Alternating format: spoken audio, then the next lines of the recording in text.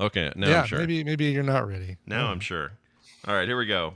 It begins in 3, 2, 1. It seems that you are no better a judge of human beings than you are a specimen of one. Just on a brief inventory, I'd say that you could use yourself a shave and a brighter disposition. Why, the beast has the appetite of a behemoth. Just this very morn, I found him with his nose buried in my nuts.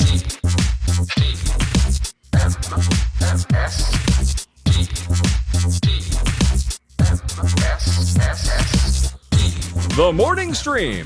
Get the baby.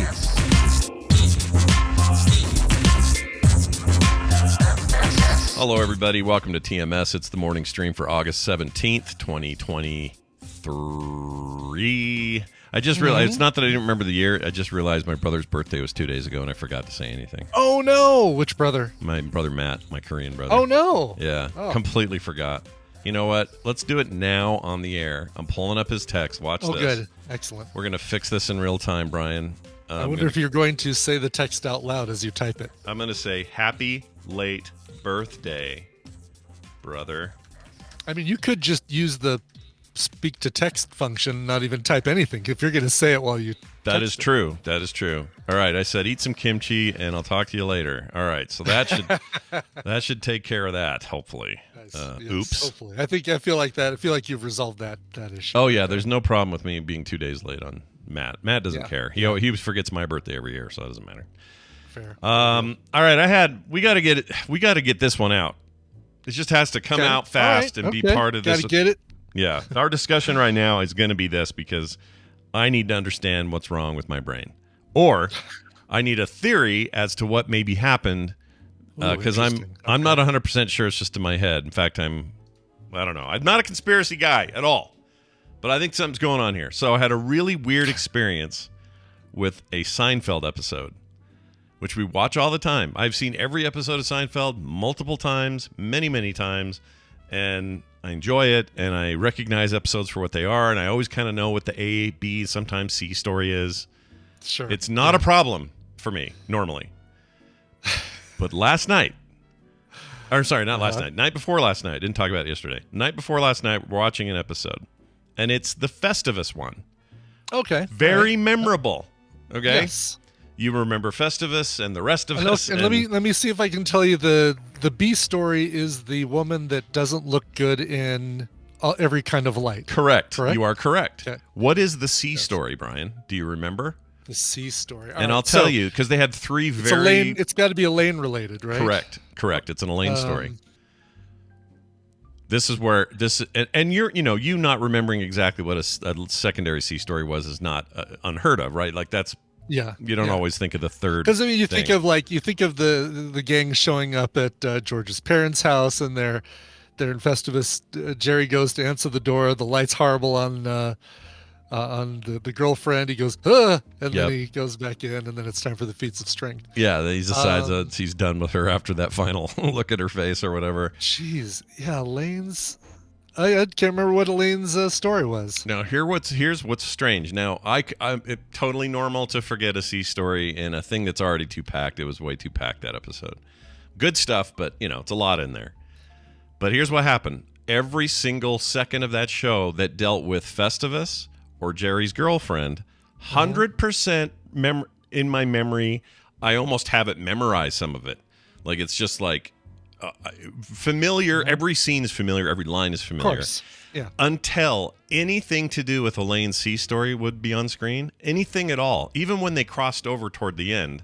Really? Complete blank. Like, I go, what is this? And Kim's like, it's the same episode. I'm like, no, I've never seen this one. And then we're going along. And then I see the Festivus stuff, and I went, wait a minute. Something's wrong here. So then I stick around. And then she comes on with her C story again. And it's completely new to me. Completely. So here's my two theories. Running theory number one. Yeah. Whenever this episode was on previously, for some reason, every time I either step away or get distracted during the C story to the point that I really don't remember it, that's possible that I just check out for it for some reason. Mm-hmm. So that's theory number one. Theory number two, that there's a version of this episode floating around out there that doesn't include the C story. Like when this show was on Hulu, did I watch this without the C story because it wasn't in there? But that doesn't make any sense because it's a good 10 minutes of the 25-minute run. Yeah. It's a third, really. No, that seems silly. Yeah. I think it's probably sort of a third theory, which is the Festivus story and the Jerry's girlfriend story are just so prominent that you just easily forget the third story. It must be something like that. Like to this moment, I'm not even sure I remember what I just saw. She was her makeup got all messed up for some reason because she was outside. I can't remember what the reason was. Anyway, it's still ambiguous. It's almost like my brain goes, you can't have that part of the story in your brain. So Jerry dates a woman who looks attractive sometimes and ugly at other times. Kramer returns to his old job at a bagel shop. Wow, I'd forgotten about that. Yeah. George gets out of buying Christmas gifts for his coworkers with fake donations to a made-up charity. That's the one, right? That's the one. Yeah. Even though they don't mention Festivus in that summation, that's the Festivus episode. And right. There we go. Elaine gives a man named Steve her default fake phone number. When he hits on her, she realized she wrote on the back of a card showing she purchased 23 submarine sandwiches. Yeah. Determined to get her free sandwich, she goes to the off-track betting parlor. Do you remember this at all? Is this a I don't remember this at all. That's what I'm saying. It's a big involved thing that is completely poof. Nothing Going about it. Betting, I don't remember Elaine going to a betting parlor to all right, yeah. There might be something to, I don't know. I doubt that there's like an edited version that just edits Elaine's story out of it. I don't think so either. That seems too crazy to me. But also you mentioned the Kramer working at the bagel shop thing. That's almost a D story. It kind of is. I'd forgotten about that too. Yeah, but I think it's just because their A and B stories in that episode were just so strong that it made us forget about the C and D stories. Yeah, it must be. I mean, I honestly, I was late and I was kind of tired, but I honestly feel like I was going crazy. I was like, wait a minute, how can this be? I've seen this series at least. I mean, if I counted, got to be like 10 times over or something. Yeah. Every episode, I know them all. There's none I've missed. I've never gone, oh, there's one that I never saw for some. It doesn't happen. Anyway, so there's that. Right. I'm curious about Karen Feynman. I gotta look and see. She's the actress who plays Gwen, the Jerry's girlfriend that looks good sometimes and not good other times. Yeah. Just to see if this hurt her career. Like if all of a sudden she couldn't get work because she was the ugly girlfriend from Seinfeld. They did it really. No, she's doing just fine. She well, yeah, an episode of Chicago Hope, an episode of Viper, an episode of Beverly Hills 90210 in 98.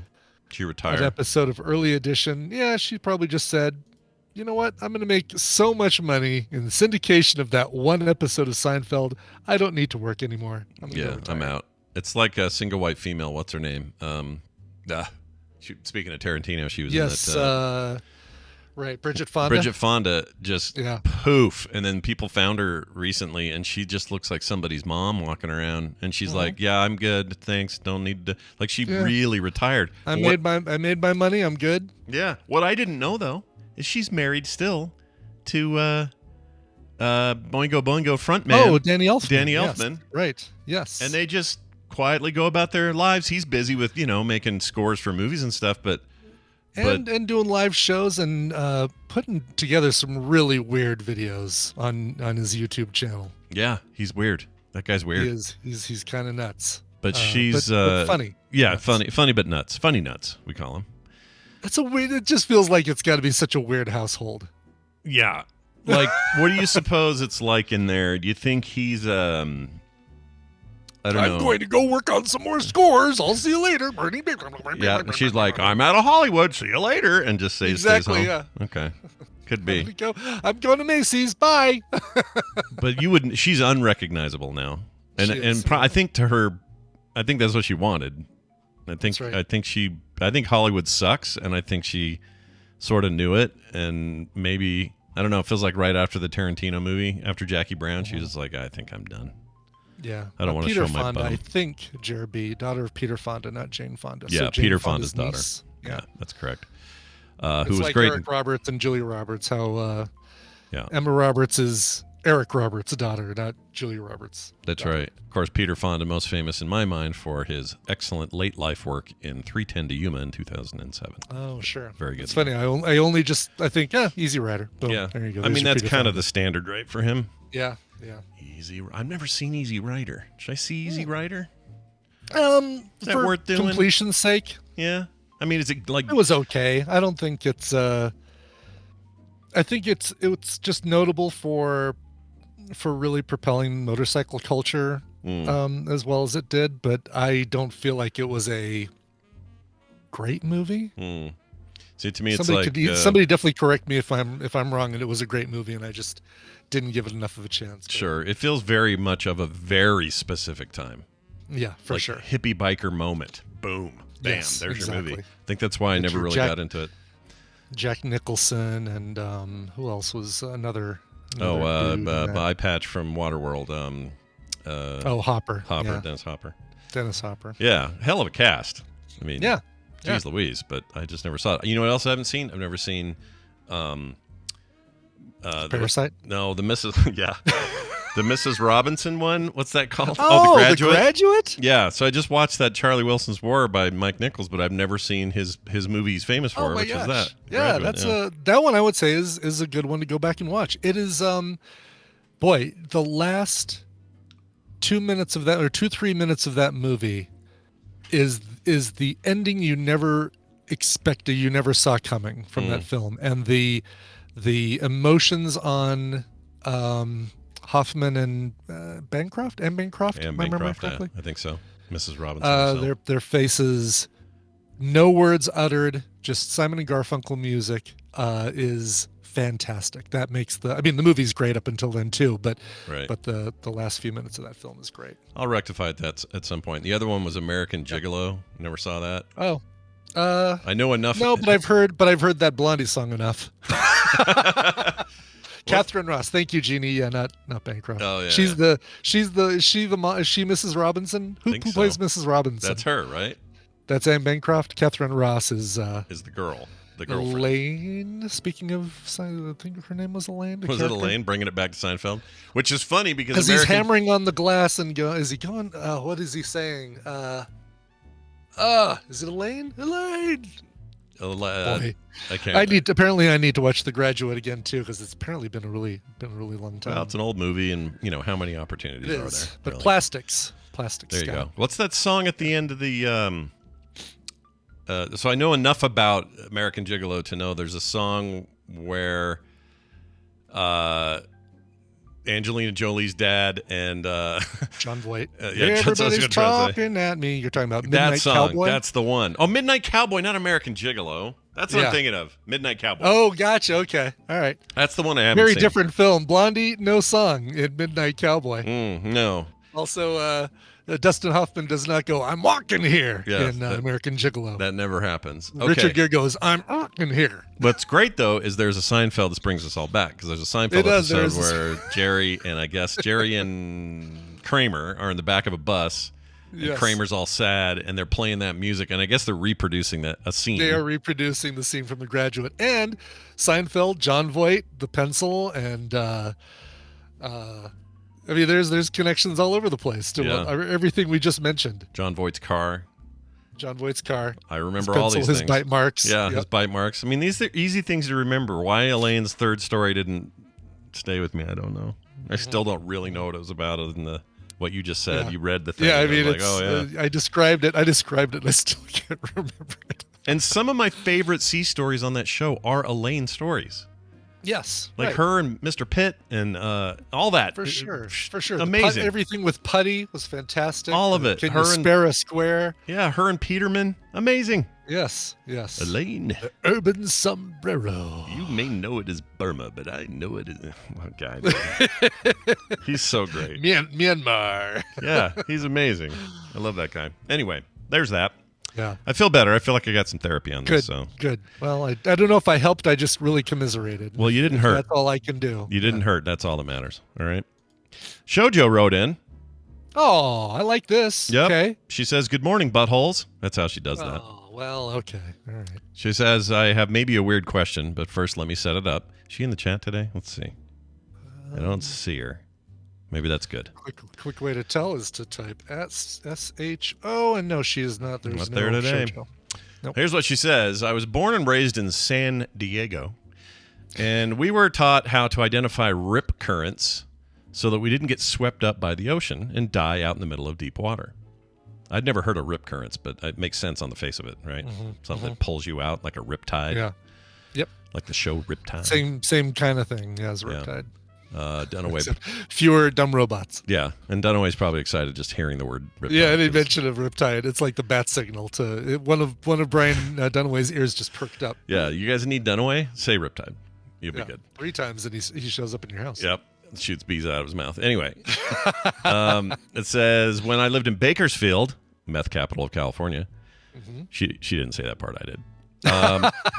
We learned that you should never go river rafting without a professional at the Kern River, because I cannot tell you how often the news reports had dead bodies that washed up every summer multiple times.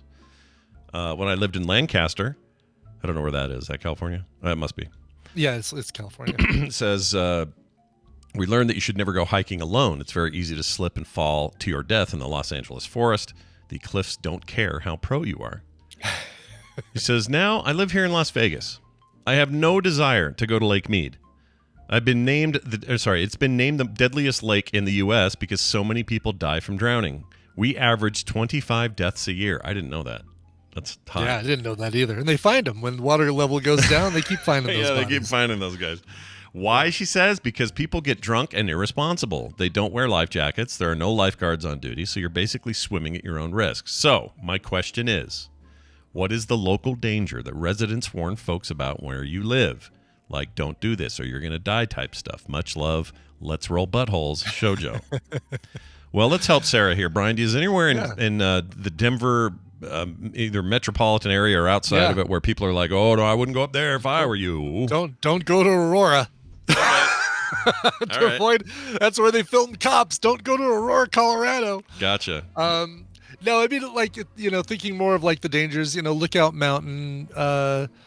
There's warnings all the time up there. People cycle. Oh my God, they cycle up Lookout Mountain, and it is an intense bike ride. It's beautiful. It overlooks the whole city, but there's no guardrail and there's no bike lane either. So if you've got cars going up and down Lookout Mountain and you're on a bike, you're basically between the cars and the cliff. And yeah, that's bad. That seems bad. It seems bad. It is bad. Yeah, there's plenty. You know what? Plenty of other places I'll ride my bike. No, thank you. Lookout Mountain. Sure, absolutely. But as far as like a natural place or like a, because we get the same river rafting things that they talk about. We get the same mountain climbing things that Sho Jo talked about. I can't think of like a specific. I can't think of a specific thing. Yeah, Wes in the chat says, dude, we drove up Lookout Mountain a few weeks ago. Going downhill, those bikers were passing us going like 60 miles per hour. Oh, yeah. They do. Yeah. They fly down that damn thing. Yeah, that's pretty. That can be any canyon bike riding stuff is a bit dangerous. Find video, like just look up YouTube, folks, and look at Lookout Mountain cycling, and you'll probably get video of somebody on a bike with their GoPro doing video of the ride down Lookout Mountain or up. That sounds horrible. I wouldn't do it. You've done it though, right? You've been on there? No, I've never done Lookout Mountain. I haven't ridden on that. I'm going to tell people my friend Brian Ibbett was on Lookout Mountain just to make you sound cooler. I've gone up there because it's also a great makeout spot. You go up there. There's places to park. You fog up all the windows. Yeah. Yep. High school business up there. That's the danger. Exactly. That's the danger. That I'll encounter on Lookout Mountain. That's right. You either come down dead or pregnant. One of those two. One of the two. Yeah. Maybe both. So I'm reading here, 5 national parks in Utah are ranked among the most dangerous in the United States. That's what I was trying to think of. I was like, oh, what of our natural wonders is going to get me killed in Utah? And turns out 5 are considered dangerous. Canyonlands in Moab is number 24. Arches National Park is ranked 31. I've been there. Along with Capitol Reef and Bryce Canyon at 42. Zion's National Park, though, is in the top 10. So you want to be careful there. But if I'm talking about like local lore kind of stuff, like growing up, people would say don't go there. There's a place called Suicide Rock that is, it was around even when my dad was a kid. This is how old this thing is. And people would climb up it to spray paint or tag it or put, I love Shirley or whatever. And so the thing's just covered in all this stuff, which actually made it worse to climb because it was less, you just had a lot of paint and it was not great for grippage. Grippage? Mm-hmm. Grippage, sure. I'll accept that. So lots of people fall to their death off of that thing. So we have people falling by accident and dying on it. People get drunk up there, fall and die. And then other people literally go up there to jump off and commit suicide. So it's like this really notorious thing, and many times the city and the county were like, we're going to take that down, that rock's coming down, we're taking that down, and they never do because there's so much resistance, because a lot of people see it as like a recognizable long-standing landmark. It's a landmark. Yeah, exactly. So they don't care how much death's around it. But I think that's probably it. When I was a kid, people would say, oh, I wouldn't go up there if I were you, kind of thing. That was the deal.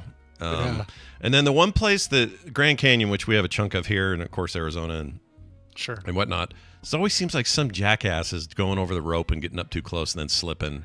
Right, taking a selfie on the other side of the rail. Yeah, is basically, How dumb do you have to be? Dead Horse Point is also like that. That's in Moab, I guess, and people just get weird. They go past the ropes and they want to see over the edge, which is a really amazing. It's an amazing view, but why risk that stuff, man? Yeah, exactly. Maybe get a friend and tie a rope around your waist, and then then you can go look over the edge, and they can hold on to you if they need to. I've only been to her whole email about Lake Mead. I've been there one time for a scout trip, and we mostly camped, but we also did a little water skiing.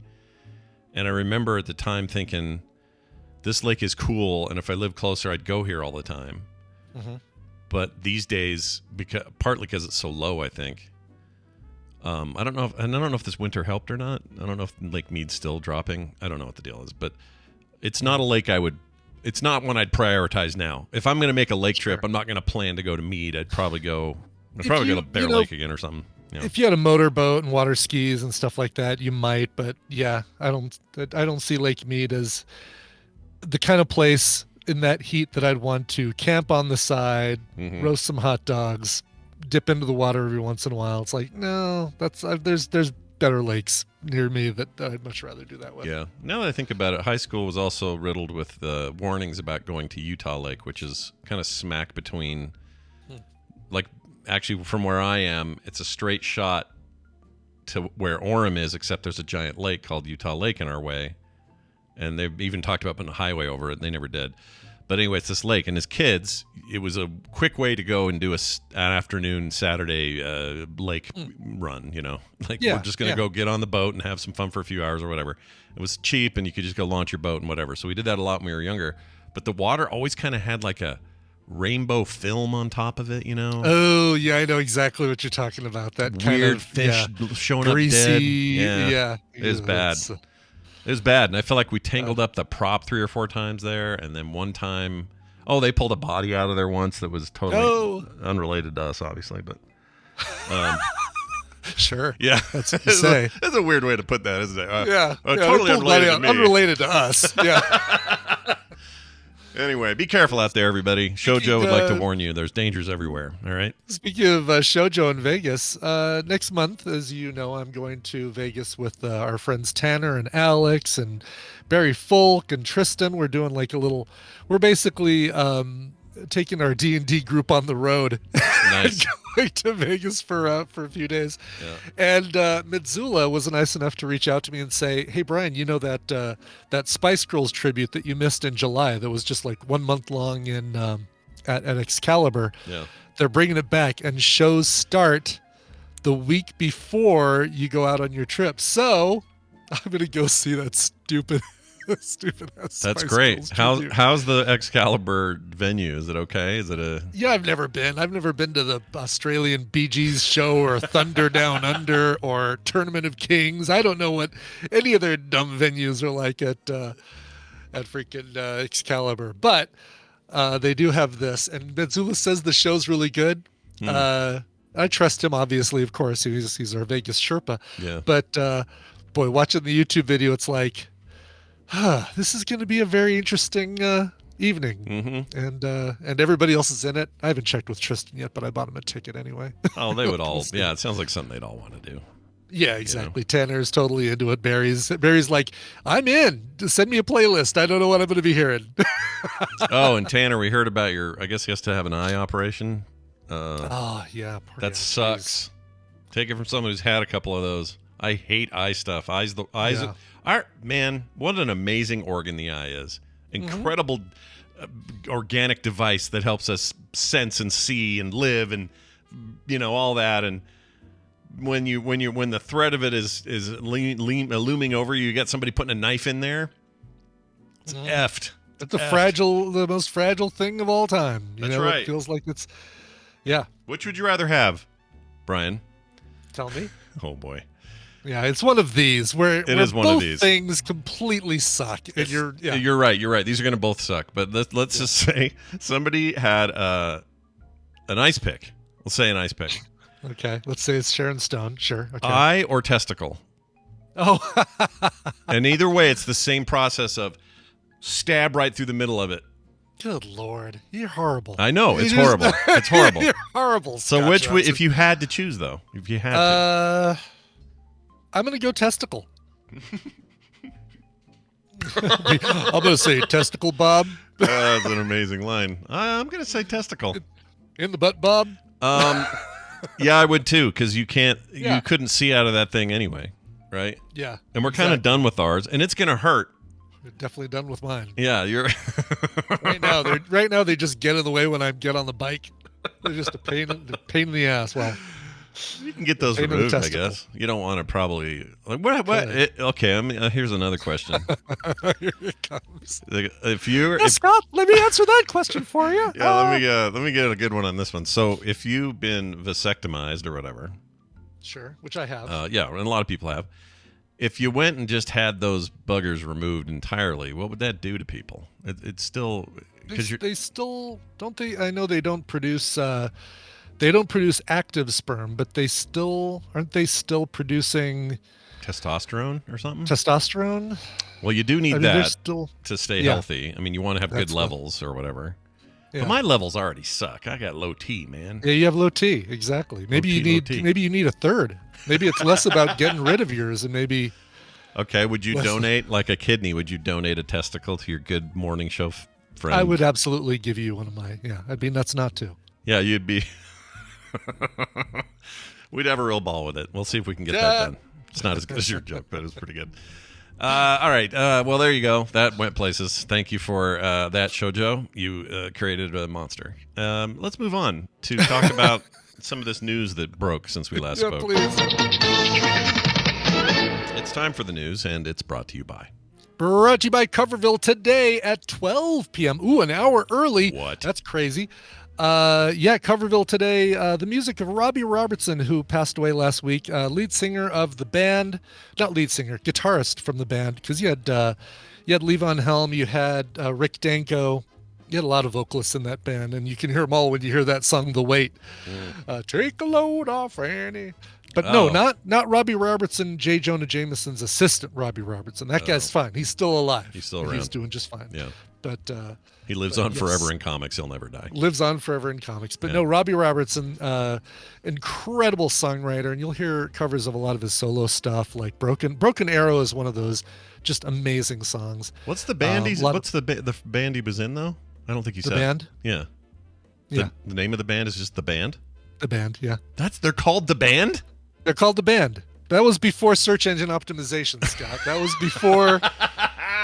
That was when you could walk into a record store and you could say, "Hey, do you have the newest album by The Band?" And they go, "Yes, we do. It's right here. It's music from Big Pink. Enjoy, bud." I respect that because The Band or Live is another one. Yes, or the. Like, man, those are such dangerous moves. I love it. I kind of respect really are. it. Yeah, you would not do that in this day and age. Like fun with a period. Listen, Jack Antonoff, I think you've got a great band there, but maybe you should have thought a little bit more about your SEO strategy. Yeah, you can't. Oh call yeah, you, yeah. You're right. The 3 exclamation points. Oh, yes. Jeez. Is anyone called Right. Music? Who? Is there a band called Music? Do you know? That would be so dumb. The Music. That would be dumb. Yeah, there probably is music. Yeah, The Music Band. It says Yeah. here that there is. I'm sure. Right. Um. I mean, how would you search for it? How Oh, would you yeah. Google that? Here it is. The Music is an alternative English rock band. 99. See, that's even. Oh, they're still working. Oh, they parted ways in 2011. But still, Aw, it's just The Music, really? music. Yeah. Who's playing tonight? The Music? Well, yeah, but who's playing it? I see you. Listen, David and Don's band was not called The Was Not Was. It was just Was Not Was. Oh, it and there's wasn't- parentheses in there too, by the way. It's was and then parentheses not was. Oh, okay. Oh, update. A quick update, everybody. My brother replied. I had said happy late birthday to my brother. Yeah. He replied, says, haha, I already ate it. So there you go. Anyway, back to this. So the Coverville today Coverville today at noon. noon, twitch.tv/Coverville, playing some Marvel Snap, and but no time today for follow-up games. That's why I'm doing the show early, because I've got some stuff I've got to do this afternoon. So No worries. so there you go. Oh, Sho Jo just showed up. Should we redo her whole Let's do the whole question? segment over again. The whole Yep. segment over again? The Yeah. entire 28 minutes of her focused email. We talked a lot about you, Sho Jo. You're going to want to go back and hear Oh it. my gosh, boy, the things we said about you. Yeah, you won't believe it. Holy cow. You're going to have to change your thing from let's go buttholes to something much more serious. That's right. Okay? All right. All right, let's get to the news. Yeah, let's do it. Supermarket AI meal planner. This is a thing. People are having these Yep. now. It's a thing, and we expected Sure. it. But it suggested a recipe that would actually create chlorine gas and kill you. That's a dangerous deal. Sure. A New Zealand And supermarket. they think it's accidental. Yeah, they sure it is. New Zealand supermarket experimenting with using AI to generate meal plans has seen its app produce some unusual dishes, recommending customers recipes for deadly chlorine gas, poison bread sandwiches, and mosquito repellent roast potatoes. Good Lord. This is an app created by supermarket chain Pak-n-Slay. I assume this is just in New Zealand. I don't know. It was advertised as a way for customers to creatively use leftovers during a cost of living crisis. It asks users to enter in various ingredients in their homes, and then auto-generates a meal plan or recipe along with a cheery commentary. It initially drew attention on social media for some unappealing recipes, including Oreo vegetable stir-fry. That sounds terrific. Ugh, I don't want that at all. Oreo vegetable stir fry. Can you imagine? Do you crush up the Oreos, or do you just lay them in the wok? Like just discs? They're just discs in there? Just the discs. I don't think Oh that- no! All this double stuff melted out. Oh, Horrible idea. My gosh. Well, anyway. my favorite recipe from all this is something called meat bending. Meat bending? Meat bending. I can almost hear Rise Davies say it. Yes, you can. Wait, is that his name? Yeah, I think that's right. Rise. Yeah, Rise Davies. I always mix him up with the guy that plays Gimli. John Rise Davis. Yeah. I can't. Is it It's Rise just or Reese? impossible. Reese? Reese? Is it Reese? I don't know. I loved him on his character. The kid he played on Bob's Burgers is still one of the greatest moments in television history. Oh, Rise Darby. Rise Yeah, Darby. right. That's it. Right. Thank you. Oh, he's so great. I love that guy. Yep. When customers began experimenting with the thing, entering a wider range of household shopping items into the app, began to make even less appealing recommendations. One recipe is dubbed aromatic water mix, which would create chlorine gas. The bot recommends the recipe for the perfect non-alcoholic beverage to quench your thirst and refresh your senses. Oh, it'll do it all right. Yeah. Served You'll never chill. be thirsty again. Yeah, I never drink anything ever again. Served chilled and enjoy the refreshing fragrance, it says, but does not note that inhaling chlorine gas can cause lung damage or death.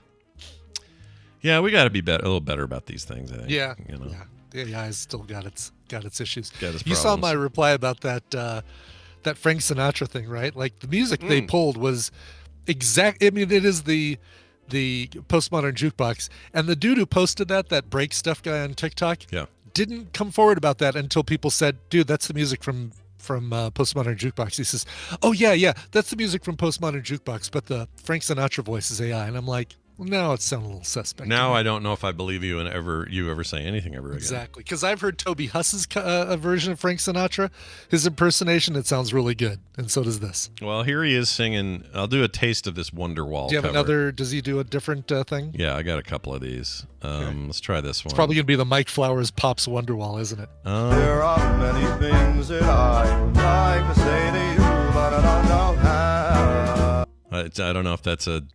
I don't know. That's hard to say. It sounded a little electronic right there in the. Yeah. How about this one? That still could be the Postmodern Jukebox Wonderwall, though. It could be. How about this one? Working with free life, been spending most their lives living in the gangster's paradise. Well, that doesn't sound right at all. Yeah, that is very electronic. That's okay. pretty bad.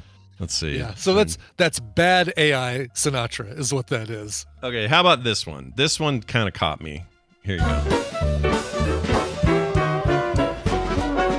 If you want to run away with me in the galaxy, and I can take you for a ride.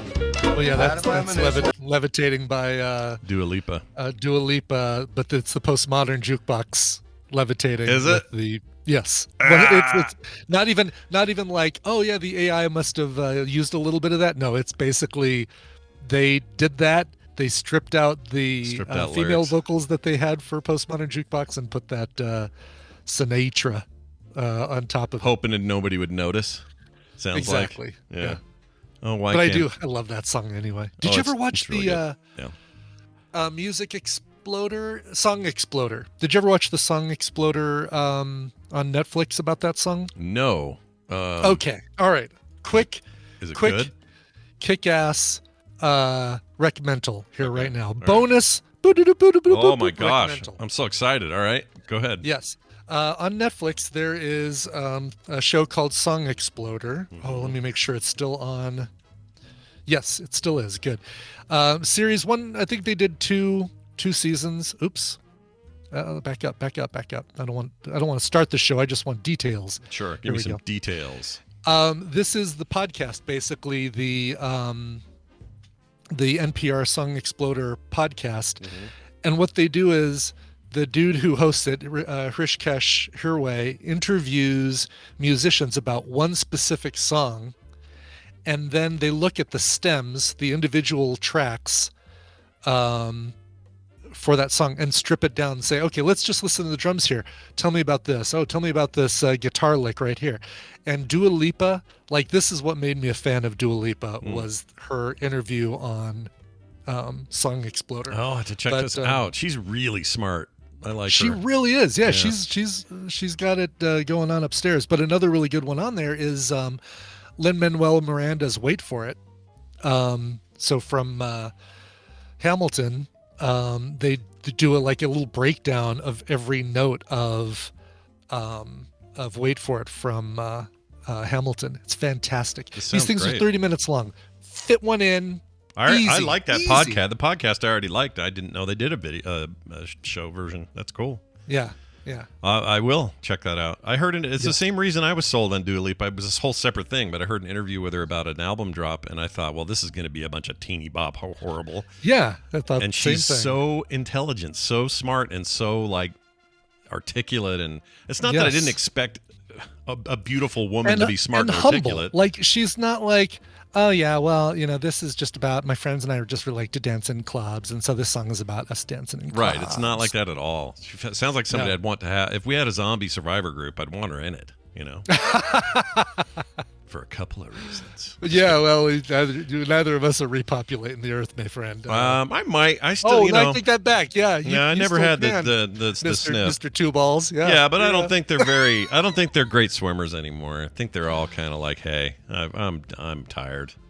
They're they've gotten their 7 gold medals and they've retired from the 300-meter butterfly. Is what you're saying? Yeah, they just show up to do color commentary at the Olympics now. They don't actually compete anymore. All right, moving on. Yeah. Right. Don't eat these foods from this AI thing is what I'm getting at. Yeah, don't use those recipes. It's not HelloFresh. No, never is it Hello or Fresh. Here's one from a suburban Detroit woman. Okay. suburban Detroit woman. What's her powers? We haven't done this in a while. Suburban Detroit woman, able to visit the rock and roll mecca known Wow. Motown, All right. just by driving down the street because she's got nothing else to do. Yeah. Excelsior. That's right. Take that, Detroit, Michigan. I'm sure we'll get no emails on that. Let's see. She says she found a live frog in a spinach container. So you know that bag of salad you're always buying? Yes. Imagine those containers full of spinach. A woman in Detroit opened hers up, and bam, a live frog hanging out in there, chilling. Sweet. Yeah. Just munching, just be like, hey, man. Yeah, I found this first. This is my spinach. Says Amber Warwick of Southfield says she bought the sealed Earthbound Farm spinach package earlier this week from a major store. Is that how you'd say that? Meyer. Oh, just Meyer, the J silent? Meyer. Yeah, the J is silent. It's a dumb. It's like German or something, right? I think so. I don't know what that is. Dumb Germans. Yeah. We don't have them here, but we had when we did our when we did the newspaper software company, we had what was it called? Scarborough data, people's shopping habits, and we're like Major, and somebody said no, it's just Meyer. We had Fred Meyer here, but it was spelled normal. I assume they're not connected. They're also owned now by Kroger, I think. Anyway, okay. WJBK TV reported this. When she got home, her daughter found a live frog in the container and screamed. She went ribbit, like that. Came out of the bag going, hello, my baby, hello, my darling, hello, my right-time girl. Until she pulled out her phone to try and capture it, then it just sat there. I don't know if there's a cartoon that had a bigger impact on me. I love that one. Honestly, it's so good, poor dude. Guy. It just stresses me out because this poor guy, this frog, does this amazing thing, and he can't get anybody to believe him. Yeah. And it just upsets me so much. It was the moment, though, I realized that Chuck Jones is a genius. Like it is so. Yeah. I don't know if it's ever been matched. He's so good. Anyway, this woman. Oh yeah, Amber Warwick. I already mentioned that. It was alive and moving. She says, "Just thank God I didn't eat the frog." Wait, are you telling us to thank God you didn't eat the frog? Or are you saying? Yeah, I know, because it does sound like she's telling us to thank God she didn't eat the frog. I think she should thank him because I don't know her. Maybe she's a terrible person and should have eaten the frog. I don't know. Well, if you took the bones out, it wouldn't be crunchy, would it? Yeah, it's just a frog. Crunchy frog.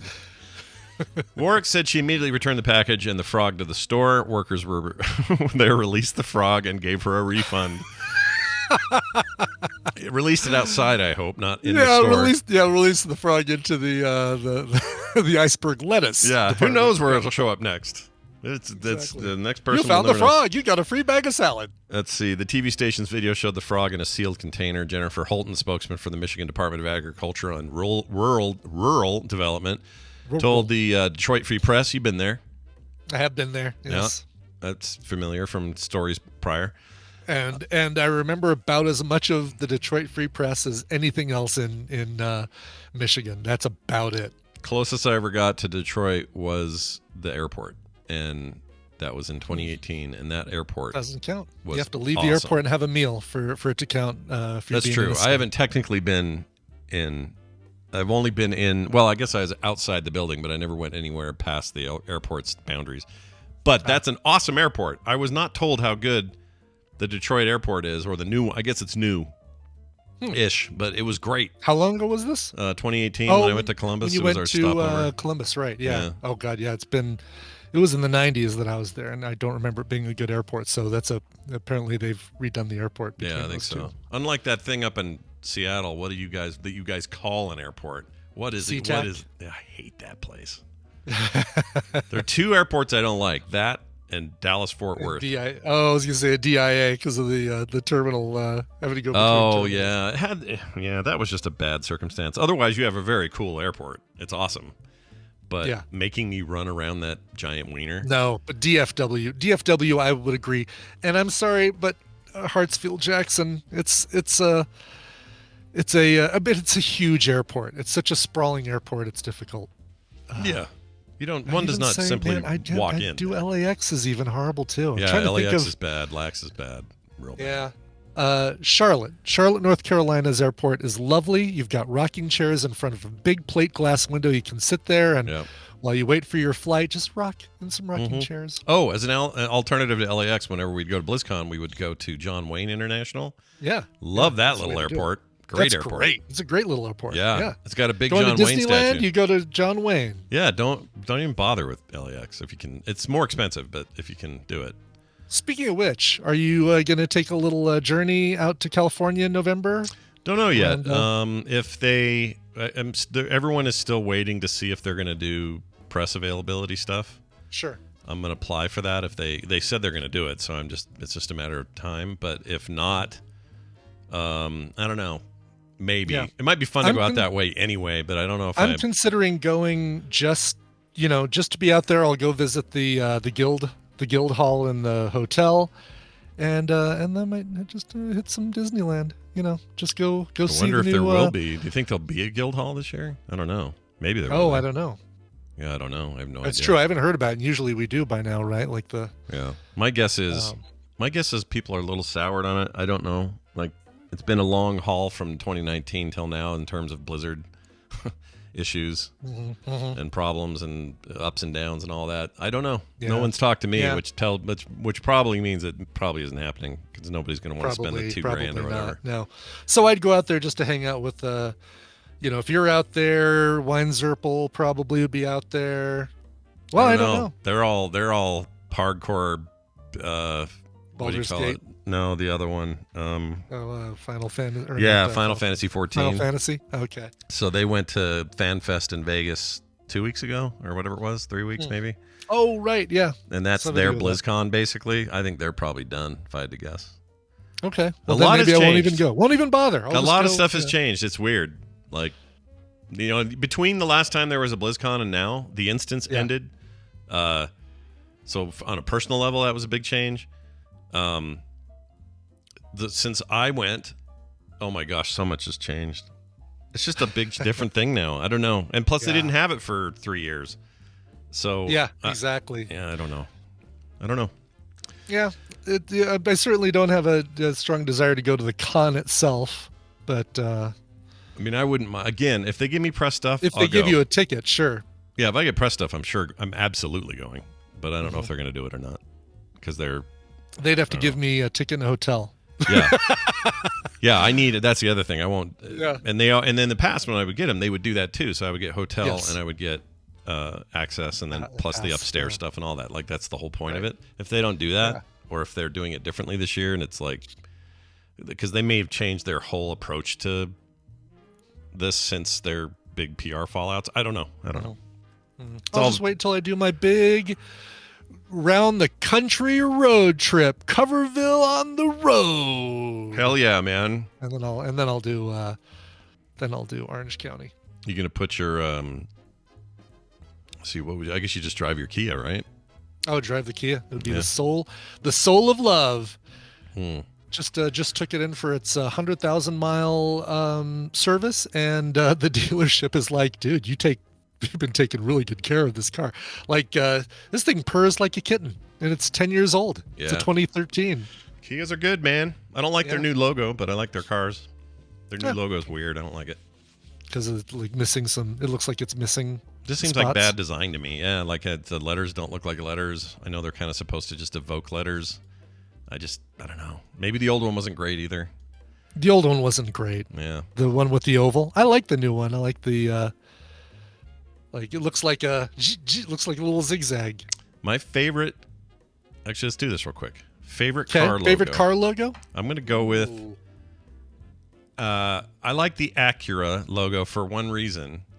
It's kind of just an A, but it's an A that is morphed from the H that is Honda, the parent company, who also makes Acura. And so it looks like they took the Honda H and went and made a little sharp A out of it. And I don't know why I like that, but I like that. For some reason. Simple, easy, I like Toyotas. It's like the three ovals, but you can make all the letters in Toyota using those three. Like basically you can isolate different parts of that symbol to use all the letters of Toyota. Yeah, that actually I never even thought of that before. That's true. I'm looking at it right now. You totally can. Yeah.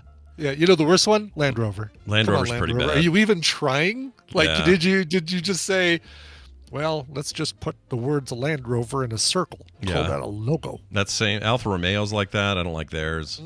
I don't like Ferraris. No, is Ferrari, that boring. whole coat of arms. Oh, no, Ferrari's the horse. Which one's the Lamborghini, the coat of arms? Is it Lamborghini? Oh, yeah.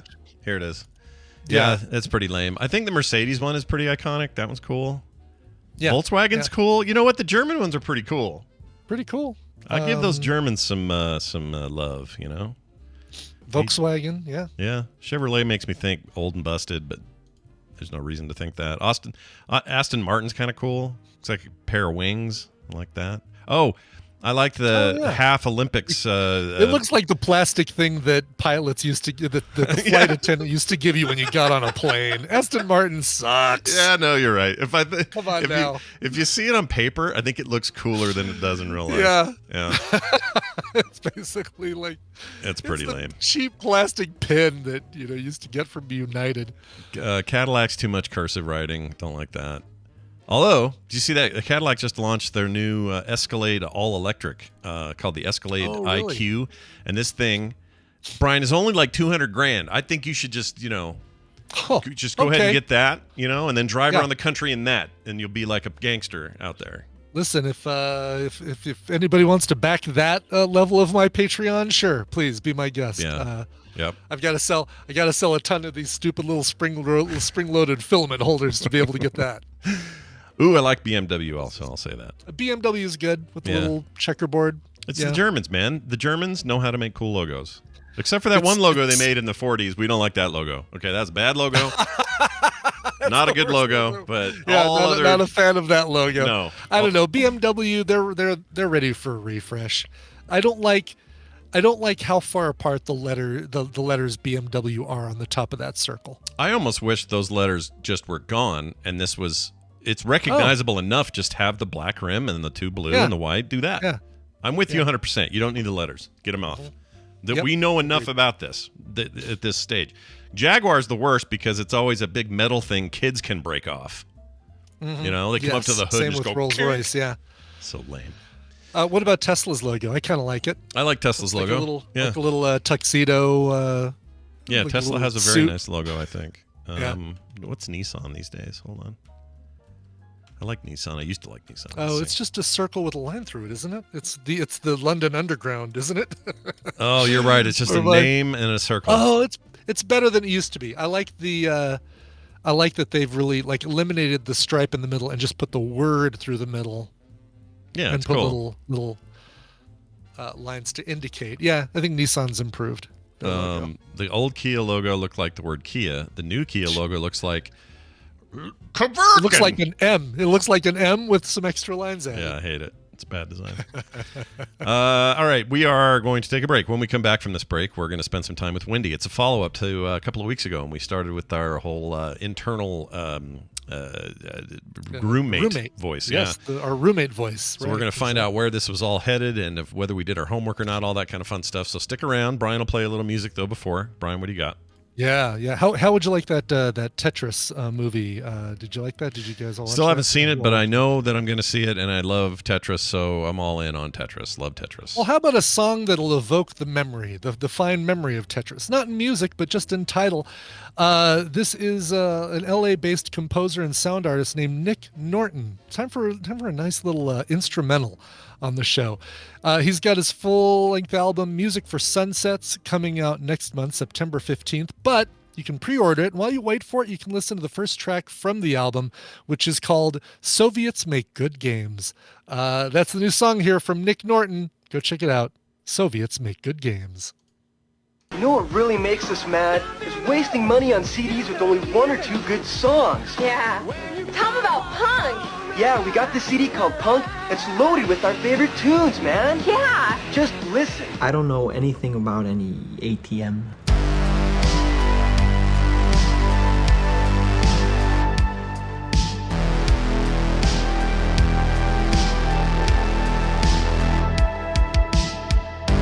And we returned. Tell me who that was one more time. Well, it ain't. In Excess is about as punk as Yanni. Yeah, you should see this old commercial. The visual almost is better because they're wearing the dumbest wigs and just it's really dumb.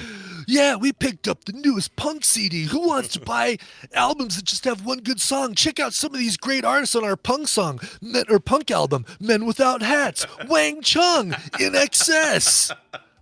You're not wrong. Almost everything is like that. It's so bad. Really?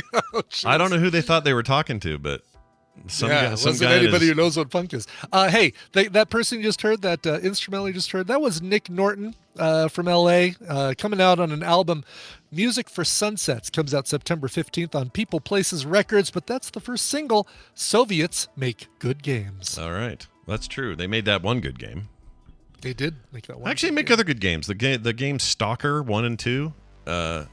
Is that a good game? Excellent game, yeah. Really good. Right. Russian developers. There's also, I could name more, but now I can't. There was one came out last year called, it's the one with the two good-looking robot ladies that hunted you down. Shit. Chad would know. I don't know. Was this a game or a dream, Scott? It was really a game. It really was. Okay. And it was like, it was set in a world where the Soviets became the dominant power. U.S. lost. They win the Cold War, and they're everywhere. But then all these machines go nuts. It reminded me a little bit of like BioShock or BioShock Infinite. Okay. I don't know. Atomic Heart. Atomic Heart. Yeah. It's not as good as those other games I mentioned, but it's okay. It's all right. As far as a Russian game goes. Okay, let's get Wendi in. Yeah. And make this happen. Yeah. Hold on one moment, please. Please. Here we go. Please to get Wendi. Please to get Wendi. And then we'll go from there. Here you go. I'll explain the situation to Wendi. Don't worry. Yeah, don't worry. We have her here. My sister Wendi, an actual practicing therapist, comes over here on Thursdays and helps you people with your problems each and every week. Wendi, welcome back to the show. Thank you. Well, every week but last week because I had jury selection duty, and I didn't tell Wendi Did you get out of it? No, I got out of it, but not. I didn't try to. They took us out. There's a whole story about this. We've told it on the show already, so I won't bore everybody one more time with it. But I'll tell you the gist of it. The gist was, at least I'm pretty sure, this was a case about something in technology. And the reason this theory is prominent is because they only the first wave of people they let go, which included me, were all people with really good webcams and good microphones, who also did not struggle to get onto this WebEx call they were doing. Whereas everybody else looked like crap, everybody else was whatever. And so our theory is they didn't want savvy people as part of this case. They wanted somebody who was maybe a little bit more neutral to technology issues or something. So that was it. Yeah, that was it. Her gonna be like, that dude's an idiot. He murdered someone through Zoom, and I know how. Mm-hmm. But they of course made us sit. Me away. They made us sit and watch a half-hour movie thing anyway, whether we were going to get kicked out or not. Yeah, it was really weird. I think I liked the remote thing though, because this would have been a whole day wasted down there that I have to go in, even if they'd let me go. So anyway, 2 more years before I'm up for the re-eligible. Random, re-eligibility. Is that what they do? They give you a break because that was so taxing? Yep, 2 years. Whether you actually get called to serve or you are let go or an alternate or any of that, you get 2 years until they ever put your name in the box again. Interesting. So, yeah, and they paid me $18.40, so I get $18. Oh, yeah. Wow. Okay. I'll let you know when it gets here in 4 to 6 weeks. I'll let you know.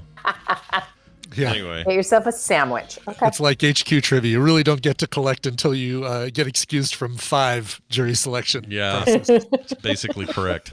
Anyway, it's good to have you here. So before we do our follow-up to the whole roommate in your head thing, we got a call about this. Somebody has a theory. It's mostly about me, but I want to play it. I want to play it and see if you think there's anything to this, because otherwise I just kind of found it not annoying, but I was like, yeah, sure, whatever. It doesn't sound right. But anyway, I'm just going to play it. Okay. So you take this for whatever it is. Here we go. Hey, how you doing? This is Ray from Philadelphia.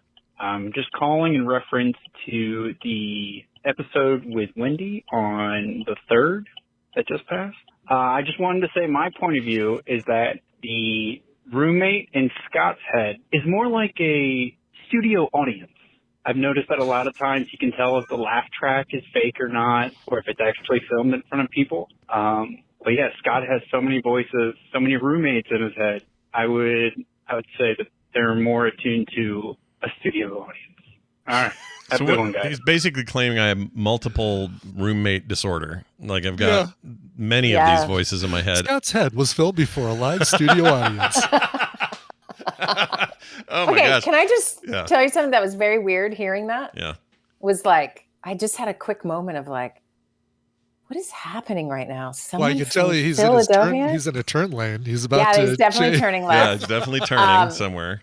And then when he said it's because I've heard that type of thing and voice and from Philadelphia, like it feels like, oh no, he's going to talk about us. Like somehow a famous call is happening. I don't know. That was very weird for me. Someone famous from Philly? That is weird. Because I don't have a studio audience in my head at all. And so I suddenly am like, oh, someone in Philadelphia listens to this? I just have that moment every once in a while where I'm like, well, to his point though, wouldn't it would have to be me who would perceive it as multiple voices in my head. Oh yeah. And I don't. He's saying that.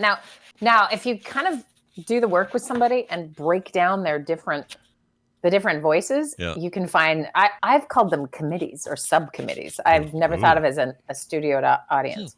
Because I feel like that role is a little different, right? So the subcommittee member, like, hey, we got to talk about this, like they're going to take things in different directions. Yeah. Whereas an audience that's just supposed to laugh at jokes feels like a really different thing. Right. Yeah, it's weird. But I don't have that. I don't have a sense that it's like multiple. It almost sounds like what he was saying is it had to be conditional, right? So like a different voice when I'm on the air and thinking about what's being said or what's happening on a live show, for example. Maybe that's a different internal voice than the voice where I'm trying to find the toothpaste and don't know where Kim put it or whatever. You know what I'm saying? Yes. And you have not differentiated them. No, right? To me, they're the same. They're the same ding dong in the back room. Same guy. Yeah. To me, it's not any different. So, but maybe as a point, because I don't. Obviously, we're doing this as an experiment, so we can learn more about it. So maybe I just don't understand it. But yeah, I would say it's more of a committee than a studio audience, and there's probably more than one. But if you experience it as more than one without having someone help you, then maybe that's a really different internal experience than someone else might have, right? That makes sense, sure. But for the most part, what I do with people is try to help them differentiate a little bit. So for example, I'm just talking to a client about mom guilt, right? She feels really guilty. She's super burned out, feels really guilty that she's not with her kid, but needs a break. And not being with the kid to take the break makes her feel guilty, blah, blah, blah. And what I could do is just say, okay, talk me through it. And you can hear the two voices come out. Mm-hmm. One will say, I feel so guilty. And then a second later, it'll be like, but I am really burned out and I do need a rest. And you can just hear the back and forth. Yeah. Right? That's two perspectives. So it's kind of like if we think about the roommate in terms of the roommate has a perspective and it's going to just keep sharing that. It's going to bounce around maybe a little bit. But that's very different than, okay, now someone cuts you off on the freeway and you are in a rage. Mm-hmm. So who is currently driving the car when you are when you're raging as opposed to how you were a few minutes before? So the idea is that we get better at just, most people would say, oh, this is risky. What you're telling me is to see that I have multiple personalities. And that is not what I'm saying. What I'm saying is we are all driven by different mental activity and forces.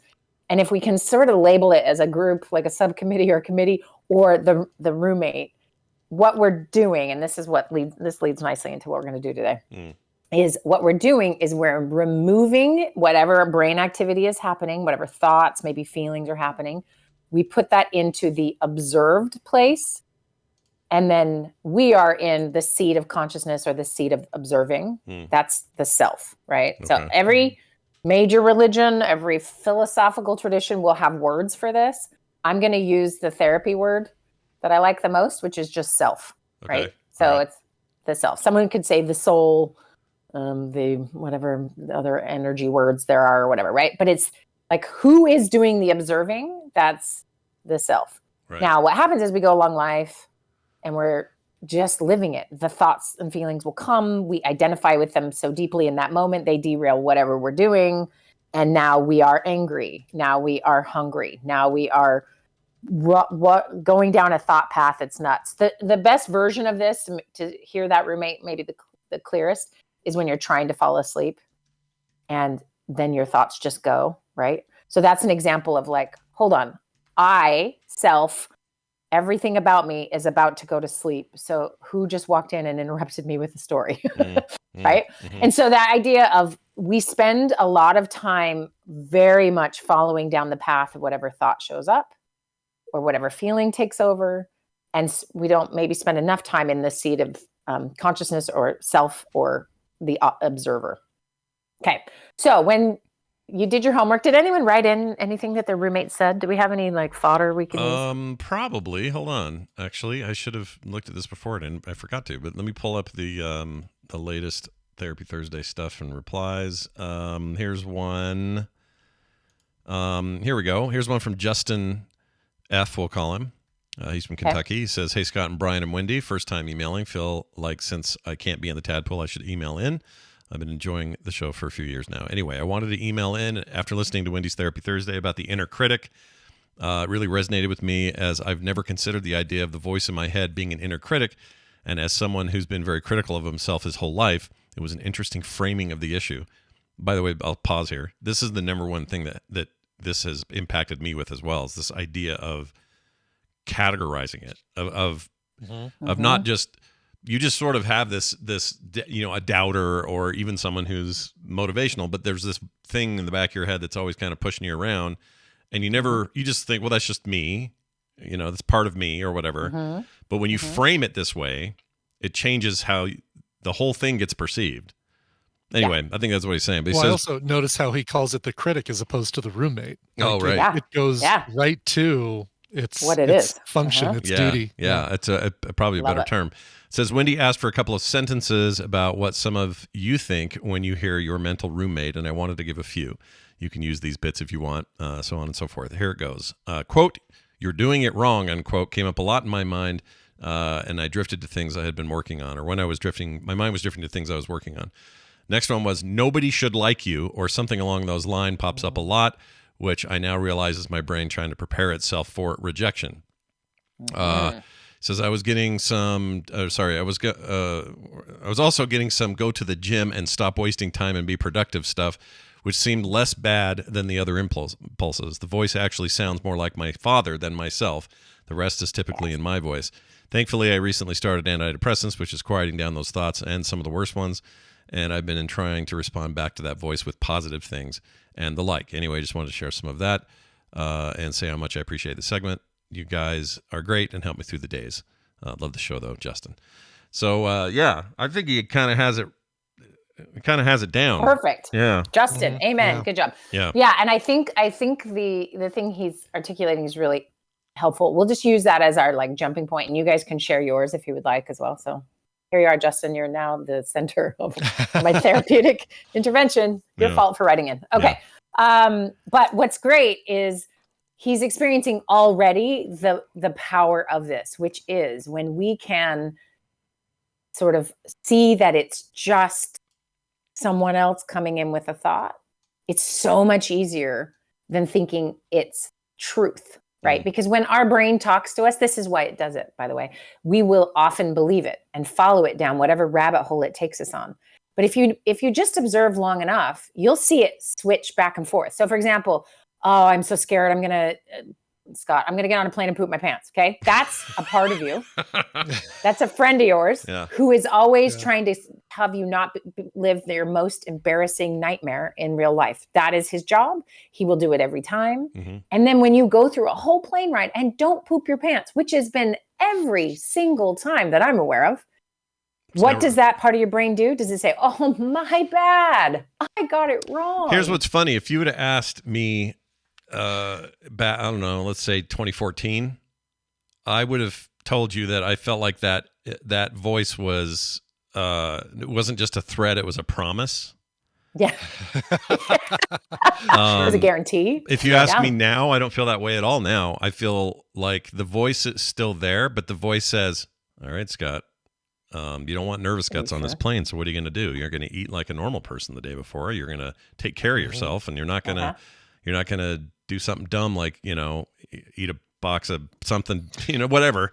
You're going to limit your chances of any kind of problem, like everyone does. Everybody's got to get on a flight. They're have a similar thing. They're not stupid. And those that are, drink too much the night before or whatever the problem is, they always regret it. So now that voice does that.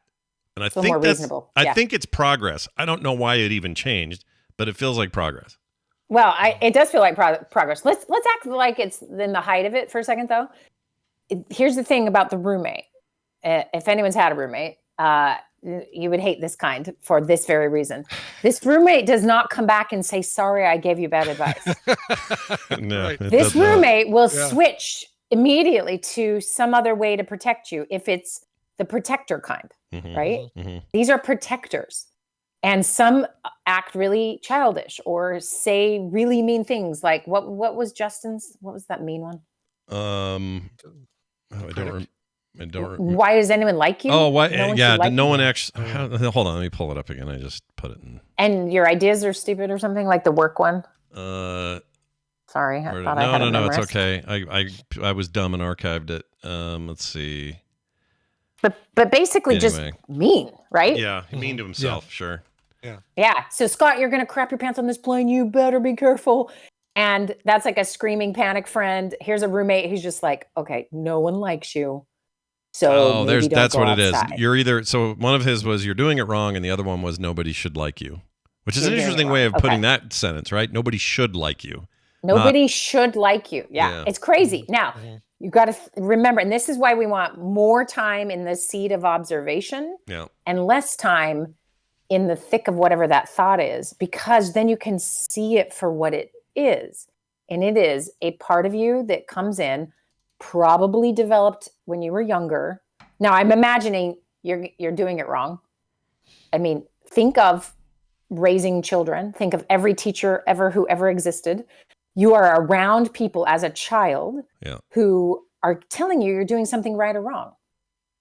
And it's happening with a lot of frequency, right? Mm-hmm. So notice, I mean, there's people who will explain things like, people pleasers or perfectionism, or they go into a store and they don't buy anything, but they're pretty sure everyone thinks they've just stolen something. So they're acting weird on the way out and hope they don't get caught. I've done that before. I've totally done that. Yeah. Or being like you think that comes from nowhere? I know, it's weird. Like I do it in Apple stores because I don't need to get anything, but I'll walk around looking at cool stuff, and then I'll kind of just, and there are employees everywhere, right? They're all over the place. Yeah. So I kind of just walk out, hands in my pockets, like, I already own this phone. Don't come, Yeah, I don't. Yeah, exactly. This is mine. I'm in trouble. Yeah. So why are a bunch of adults walking around pretty sure they're going to get in trouble any minute? I don't know. And that's because we've spent our whole lives potentially getting in trouble any minute for doing something wrong. Yeah. So when somebody has a part of us say, you're going to do that wrong, that is a preemptive, I'm going to protect you from having somebody, your boss, get mad at you. Have you ever seen a child playing or doing something and then they get disciplined in the middle of it? The shock, I didn't see that coming. I don't, that will set you up, your nervous system, the rest of your life to be prepared for that type of thing, right? Yeah. So you go to therapy, you work on those stories from your past with your family of origin and or trauma or other experiences that you've had that build this voice in your head, this voice that is trying to help you. But here's the problem. We all think that voice is true. What it's saying is real. And then we follow it. So for example, you wake up in the night, you have this thought. It's like jumping on a speeding train, right? You're now on the train. You're going to follow it all the way till the dead end of the train.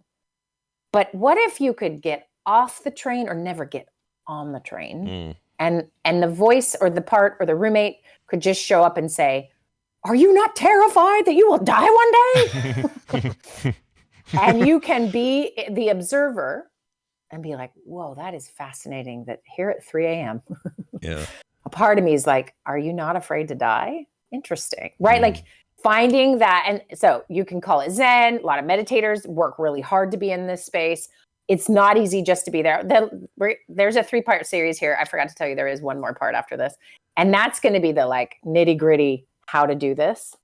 And we'll get to that. But this sort of second hour time is just to talk about how we can strengthen this observation part of us rather than we call it blending in certain therapy modalities, that you blend with the part of you. So the panic part, you're going to take a dump on a plane. When you blend with that part, you are literally activating your whole nervous system is activated to either poop or prevent you from pooping. So it has a self-fulfilling prophecy problem, right? It does, yeah.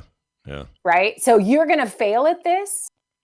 If you blend with that part and you identify and that story is real and true, you are likely going to sabotage whatever you're doing and it will fail. Yeah. Right. This is a form. It's a form. You're really moving toward. We're talking mindfulness again here, right? Like that is really what this ends up being. Mm-hmm. It's just being mindful of that voice and then, quote unquote, blending with it, so that I don't know, you have a greater say in the conversation, I guess. 100%. And here's the best part. And this is the trick. You don't have to do anything, and that is actually the key. The key is not doing something. We are so used to doing. To solve, to prevent, to, we have an idea and we jump up and do that idea, right? Like we are getting dragged around all day by this development of the human brain to tell stories, to move you in particular directions, to protect you. So if we want to go caveman conversations, like think of the stories that had to be put in place to keep you surviving to the next generation that may or may not have been true. Right? So there's a rustle in the bushes. Oh, that's something terrifying. So I don't go check it out, but someone else does and gets eaten, or someone else does and maybe gets some blueberries. But your brain goes, I don't care. Next time there's a rustle, I'm not going to think it's blueberries. I'm still going to think. Yeah, in defense mode. Yeah. That you're going to defense mode. Right. So it is a survival response. And here's what mindfulness is it's like a brain workout to make it easier to do this thing. Right. So I can practice not following my thoughts and being stronger as an observer of the thoughts. And that is incredibly helpful. But I want everyone who is not meditating and may think they never will to also just get a taste of this. And then you might understand why meditators are relentless because they have to be to practice this. Right. So this idea of, and so maybe you experienced a little bit, Scott. So Brian, how about you, as you kind of just paid attention to the roommate? Do you feel like you had a better sense of this separateness as well? Yeah, like I was basically actively looking for it, and he talks a lot more than I originally gave him credit for, especially when I'm driving. He is the watch out for that dude. Like that guy's totally coming over. Like he's basically the the backseat driver, not really backseat driver, because he's not complaining about my driver, but he's complaining about everybody else on the road. So I don't have to. Yeah. See, he's doing you a favor. He's actually helping me out. Yes. So in the moment you heard him talking, do you remember how you did that? How did you go from, ooh, that guy's a crazy driver, I better be careful, and buying into it and being 100% on board with everything the roommate's saying, to knowing it was the roommate? Oh, I mean, well, I was basically, as soon as I started talking as the roommate, I was fully aware because of Therapy Thursday 2 weeks ago, where it's basically, oh, this is roommate talking. Yeah. Okay. So it was instant. I mean, it was basically, I was like, all right, fully aware, and it didn't stop me, or didn't stop him from talking, continuing. He'll never stop talking. But did you feel some of the same feelings you might have otherwise? Like, did it shift anything because you were observing as opposed to? I mean, I never really felt any anxiety. I mean, I guess if anything else, it was maybe just relief of knowing that he's kind of there to watch out for me, which, came from, again, the discussion 2 weeks ago. Not really anything else. And it was sort of like, oh, would that guy just shut up or anything like that? It's like, yep, he's apparently on guard. He's keeping an eye on he's the defensive driver, so I can just focus on getting Sally to the coffee bean and tea leaf. Right. Right. Exactly. Yeah. Exactly. Okay. So that's a pretty benign example of like roommate is not taking you for a literal ride.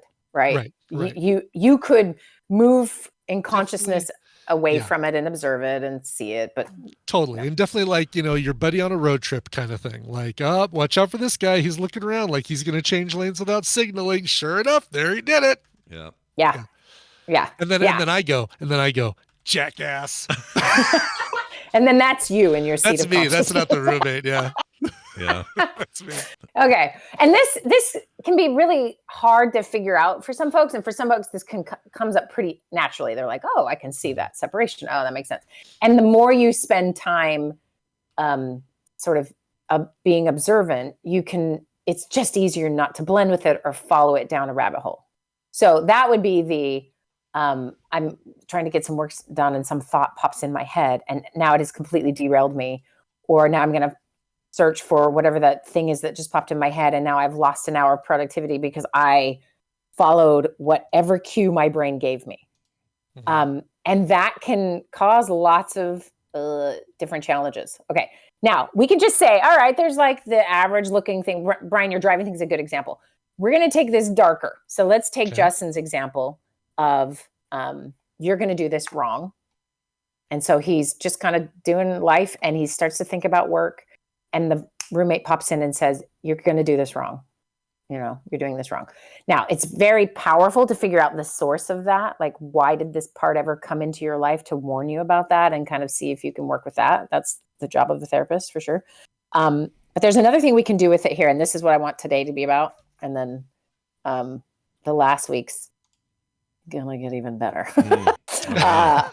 Anyway, wow, this is quite the mini-series. Look at this. Yeah. It's a mini-series. Yeah. I keep trying to how do I make this like a mini-series? You got to build suspense, and somehow I need to get re-upped for next season. So I got to yes, exactly. Because those, you got the writer strike what right they're now. called, the upfronts are coming up, and that's we need to get you on those upfronts. That's right, but you can't promote it if you're a SAG member. You can't promote it until all this stuff's over. Yeah, so exactly. So I'm helping out in the meantime. Okay, so the idea is he has this thought. The roommate says you're going to fail at this. And here's what, if Justin's listening, I want him to do, and I want anyone to do. If you look at your list, you look at some of the things your roommate has said, I want you to find one that makes your heart clench. Like, Yeah.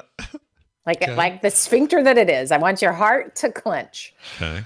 It's got sphincters in it. It's got little sphincter muscles in your part. 100%. Yeah. And it literally feels pain. Sure. So it is so notice a roommate says a sentence you wrote down because you observed it. And now I'm telling you to look at that sentence and I can get your heart to clench. Yeah. That's pretty cool. It is cool. That I have that kind of power over you. Yeah. But that is exactly the power of the thoughts the roommate repeats to you, has over you. So your heart gets tight and clenched. Okay. I need you both to do this with me. Okay. So think about some of the stuff your roommates like to say to you and what gets your heart to seize up or feel heavy, kind of blocked, stopped, that kind of feeling. Okay. What if we know already what that is? Good. Great. All right. I know what you that want is. to tell us? You don't have to. It's just, well, I guess I could tell you. I used to think that when my kids would grow up and kind of move out, that this would go away.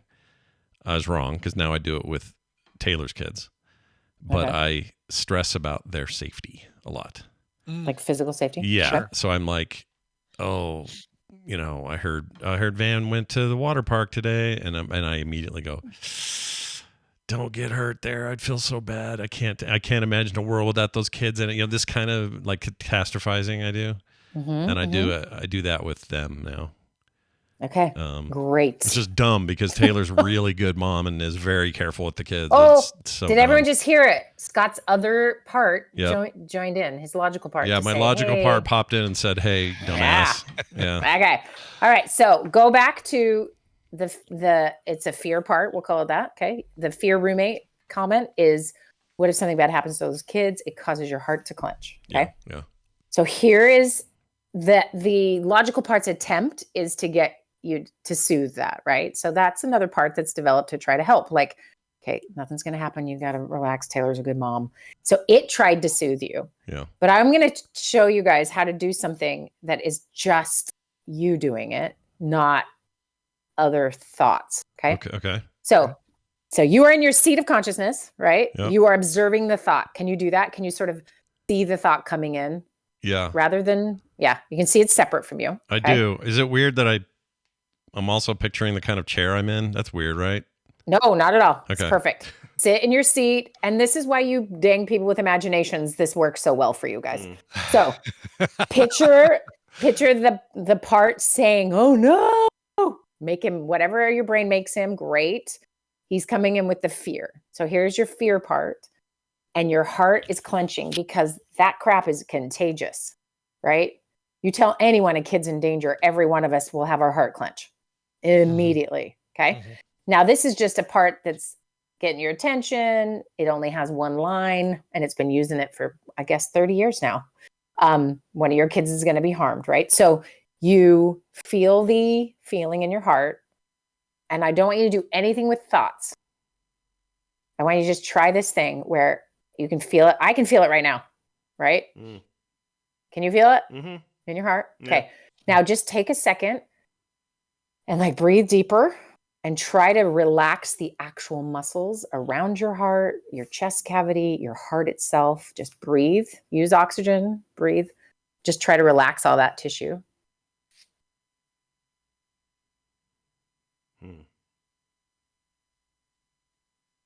It's weird. I've never tried to do that before. It's a weird feeling. Yeah. Okay. Is it relaxed a little bit? Yeah.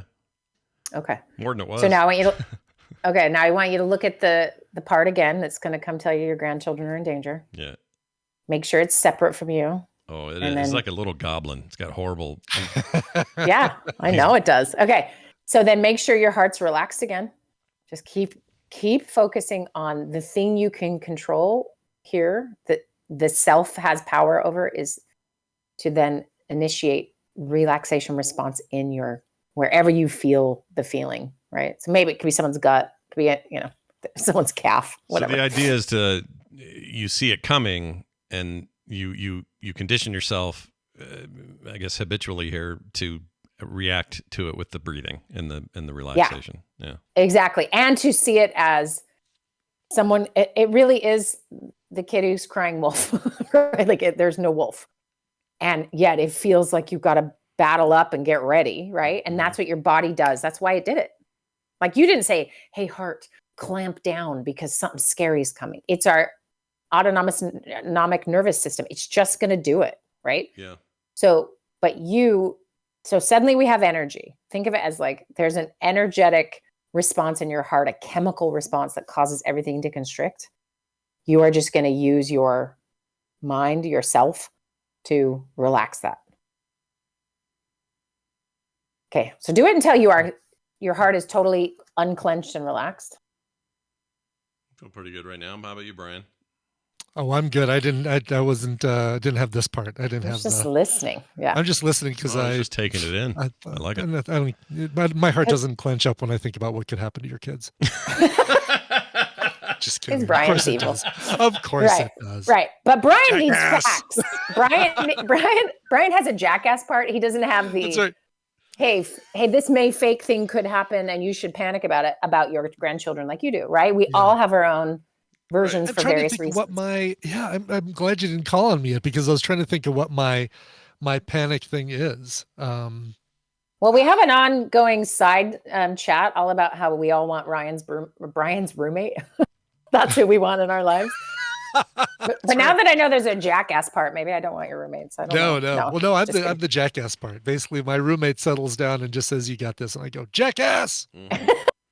Yeah. So folks who tend to have more anxiety would relate to this maybe a little quicker, right? Because their heart, their nervous system will do exactly this thing very quickly. Stories are very compelling. And so that is a place where a lot of practice can happen of relaxing.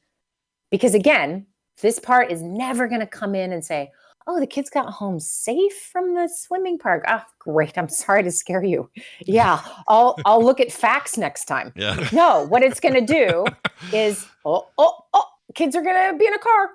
Like it will just keep doing this, right?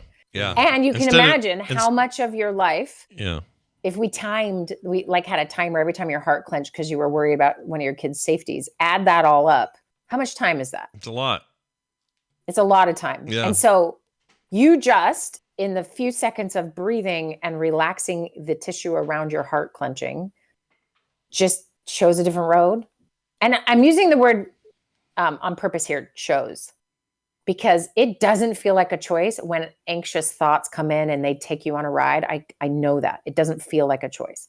But if you practice being in the center of, or this different seat, the observer seat, and you can say, okay, a part of me, and that's why we talk that way, you say, a part of me is really scared right now. Even just using those words helps. Not, I am scared, I am terrified, I'm on fire. You know, it's a part of me is pretty freaked out, worried about the kids. And I can feel my heart clench, and and then you know what to do with this. And if you do it early, instead of, and everyone's done this before, instead of having your mind taken on a ride really far, and suddenly time has passed and, you know, like it's so much worse. You've made up new stories, like it just keeps getting worse. You can just, at the very beginning, try this. And what happens is the part that's trying to scare you about the kids tend to quiet down because you're quiet. Because the observer, and sometimes they just wander away. Sometimes they're like, did you hear me? I'm on my way, but the kids are going to die. And then it'll just keep going. You just don't have to jump on the train. And so this idea of practicing, like having it's a physical practice to calm and relax yourself. And it's as simple as breathing. And it's as simple as thinking about the tissue and trying to relax it. So like right now, Brian, your foot, cramp it for me. Ready? Make it weird and cramp it. Cramp it. It's cramped. All right. It's now relax it. Okay. All right. How's that feel? Relaxed. Okay, good. feels like I did a stretch. Yeah. Feels a little bit good, right? Yeah. And that is right there. Brian just did what he was told. So maybe he'd say he didn't have a choice, but he did. He chose to cramp it. He chose to relax it. Like I feel like when you're telling me to do something, Wendy, I don't have a choice. That's what I'm worried about. But just that idea of like, you can practice some things with your body that are very much a choice. It's just, if we're so in our head, it's hard to access that. And so that would be why mindfulness meditation is so powerful, to help this become easier and easier and easier to do. It doesn't mean you'll ever be 100% free of it, but the more you can just see thoughts as parts of you coming and going, you know, not always jumping on all these trains, or really just questioning the roommate a little, in the sense of not like you're a liar, but often it's lying, like often. So why, when a bear was in the bushes and the rustling, the brain does not care if it's lying or not. It is just trying to not get you killed. But if you look at modern day brain activity, most of the stuff it's telling you is a lie. So if you follow it all the way through, you will find that, it'll change its mind at any point, whatever it takes to just try to, protect you from some pretend scary thing. Right. And then some people will have experiences where that feeling is so real and overwhelming, and then they, follow the thought and it saves their lives. So this is where it can be a little confusing. Like, well, when should I actually run? When am I, So we're not going to talk about that today, because that is real too. You see smoke, don't just relax your heart and lay there, Right. Yeah, we do. we need do our want system. That, yeah. Exactly. And so we're just trying to address it in this way that it harms us. And that's why first identifying what the roommate talks about can be really helpful, because then it has a strategy. It talks certain ways. It get to know it. But you only get to know someone not by being in their actual shoes and in their body and being them. You get to know them by sitting across from them in your own seat and listening. Observing and that's what them, you're doing. Yeah. Just observe. Right. Okay. And then what we're going to do next week is take a specific, and this is what would be helpful if someone could write in, something that is very particular that continues to happen. Kind of like what Scott shared a little bit today, of like, let's call it a thorn in your arm or thorn in your side, and what we do with that. So if anyone's lived long enough, you will have experienced maybe a repetitive place where you just kind of always have some pain. And then we're going to talk about what we do with that type of thing, how to actually get that out of your life, and then kind of some other things they can do to keep going with this. Okay. So anyone got a thorn in their side they want to share, but they need to have observed it, right? They need to at least do this step 1 and step 2, where they have observed it, maybe practiced relaxing whatever tenses up around that thing. Yeah. But it's something they've noticed throughout their life, and then we'll talk about how to tackle it. TheMorningStream@gmail.com, you guys, is where you want to send that. and then we'll share those next week, and cherry pick a couple of them depending on how long they are and that sort of thing. But if you want to share yours, that would be awesome. Yeah. All right, well there you go. Phase 2, Del Boca Vista, complete. Phase 3. Series. I've written down the topics for each one. So episode 1 was understand your inner roommate. Episode 2 is to actually learn to soften your heart or whatever it is that tenses up, and let go of that buildup of energy. Did we do that? I feel like we did that. I did. Yeah, I feel like we did that. Okay, good. And next week will be a whole nother bag of chicken. So come back then. Solve all your problems. That's what I have for next week. Yeah. Are you, Brian? When do you fly next week? When do you want to come in. You won't be here, will you? So you'll have a guest co-host for. I actually fly into Salt Lake on Thursday, so I can't do it either. Oh, duh! Oh. I forgot you were doing that. We're having dinner and stuff and all that stuff, aren't we? Yeah. Where do you come in here? You're here. I cannot believe this. You're coming right back to Bear Lake because this time, but with your friends, right? Yeah. So hilarious. That's so weird. Why couldn't you schedule those back to back, Wendy? Yeah, we were supposed to go to up in McCall to some nice place up there, but it didn't work with or in Idaho for someone's schedule. So we're like, okay, Bear Lake. I'm like, are you kidding me? You were just there. You were literally just in Bear Lake. Oh my gosh. Well, it was so pretty though. I feel like I can handle it. No, and this time, such a pain. This time you won't have a 92-year-old grumpy piece of garbage man there with you, so you can just chill and enjoy yourselves. Damaging my children's psyches. Also, maybe there won't be a traffic jam for 1 hour getting out of Logan Canyon. Holy. Oh yeah, I don't know what happened there. Awful. We didn't leave till Monday, and we didn't have any of that. So I don't know what happened. Was that just people getting out of town? Oh, it was just one guy with like a light that he was moving out of the road. I don't know. That's all I saw by the time I got to it. But I'd be so annoyed. But it did make me laugh because there were multiple people who got out of their cars and were just walking. Yeah. Because it was so slow, and then they'd finally catch up or whatever. And so I saw some pretty hilarious stuff, and it made me laugh. Like, who are the ones that get out? See? Like, did they get kicked out? Right. It was funny. But it's good. You were just observing, like we talked about. See? Yes, I was just observing. I did not get out of my car. That's right. So, well, have a good, I guess, couple of weeks then. We'll see when you're back. Brian will be back. Everybody will be back. And we will follow up on part 3 of this epic thank journey. Thank you, Justin. And thank you, Guy from Philly. Yes. Thank you, Philly, man. We'll see you next time. Bye now. All right. Hey, Brian.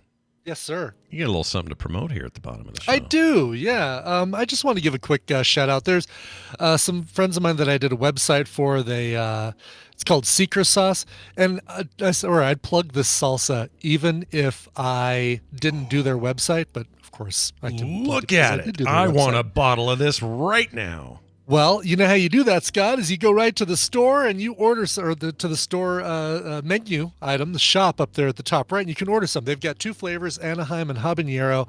They're both smoked, so it's like got a really rich smoked flavor to it.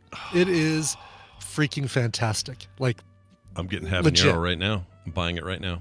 Ooh, they have a 2-jar combo, so you can get a jar for $8 or 15 for both.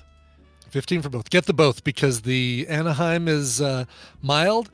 That habanero's got a nice little bite to it. It's smoky. SeekerSauce.com, smoked salsa, made by Jake and Allie here in Colorado. I'm 100% doing this. Good people. Right now. Cool. And I will not, and I've noticed so far my website experience has gone smoothly. Oh, good. Yes. Yeah. Well, it's WooCommerce. I mean. But, it's working out well. I'm totally doing this. $15. Yeah. Look at this. Oh, this is great. $15. All right. Excellent. Well, that's cool. Check them out, guys. SeekerSauce.com.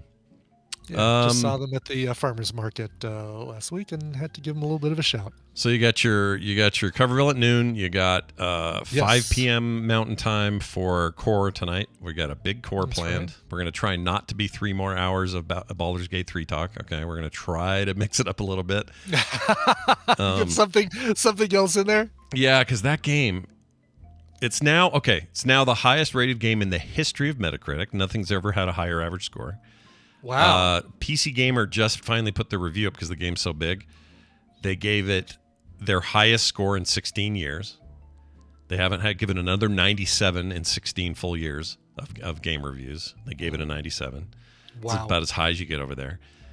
That thing is legitimately a monster. It's so good. So good. Cool. So we'll talk about it tonight, but it won't be, I'm going to try really hard not to have it be wall to wall. Not to make it all Baldur's Gate all the time. Because I'm sure there's some people who are like, I don't want to hear about that game. I don't play those games or something. And I'd like it to be an entertaining show for them as well. Of course. Of course. Anyway, that's tonight at 5 p.m. Mountain, so check that out. There'll also be a more core video going up today at some point from Bo talking about the self-same game. Oh, nice. We got Guess the Connection tomorrow morning at 9. Oh, that's right. We've got Couch Party tomorrow at 10. That's right. More Patrons, here's the deal. I will start putting a post in Patreon right before we do these couch parties, because I know some of you are like, oh, I totally forget when it is, and no one notifies me. So I'm going to start doing that so you know when it's happening, so we can get more of us in there on Saturday or on Friday. But yeah, tomorrow 10 p.m. She-Hulk continues episode 5, I think. 5 and 6. Right. Maybe we'll do 5 and 6. Yeah, we can. We have an hour. We can do 5 and 6. Sure. And then what was the other thing? Oh, Film Sack this weekend. Live, Die, Repeat, or as they called it in theaters, Next to Tomorrow. What was it? Edge of Tomorrow. Edge of Tomorrow. Yeah. Stupid Next title. Amazing, it really is. Yeah. Amazing movie. Terrible title. Do watch it though, because it's fantastic. Just watched it last night, so I can start working on my intro. And holy cow, I love that movie. It's so hard for me not to.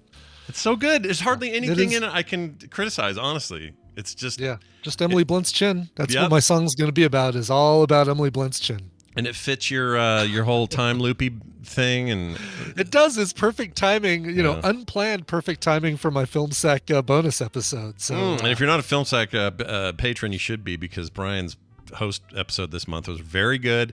And rave reviews from all the peoples. Well done. Very nice of people to say such nice things about it. In 4 months, he'll do the exact same show because he's in a time loop as well. Exactly. Yes. Yeah, it'll be great. Patreon.com/TMS is how this show stays afloat. Most of you already know this. Those of you who are already in there, we owe you a great debt, and we hope to continue to be making this show well into the future because of you. And if you haven't been like that, well, I understand. Maybe it's a little tight this month, or maybe you're like, I don't know if I ever want to pay for a podcast. Let me tell you, 16 episodes a month for $1, and that's just the raw episodes. It's silly. It's silly how inexpensive it is. It's stupid what we've done. Okay, but we did it, and we're willing to eat it. Just get in there because we need more of you. Is the reason. Patreon.com/TMS. Find out all the details today, right there. Let's get out of here. Play a song to get us out. Okay, I will. Vito Sestito. Vito Sestito. That's what he wrote and said. Wrote in and said, "Hi, Snells Beach and Balclutha. Today has me joining you in the 54th year on this third rock from the sun. I've been a fan since discovering Scott on the Instance in 2010 and very quickly became a convert to the morning stream. Help me celebrate my birthday. Oh, shit. Let's party. Man, you opened the door and I sat there staring at it like an idiot. That's okay. By playing David Byrne's upbeat cover of Cole Porter's Don't Fence Me In. Thank you for all the content you produce and keeping me entertained on the many miles traveled getting to and from work each day. Love the show, though. An Italo-Australian now living in New Zealand, Vito Sestito. I thought they weren't allowed to do that. Those two countries they're not supposed to mix, right?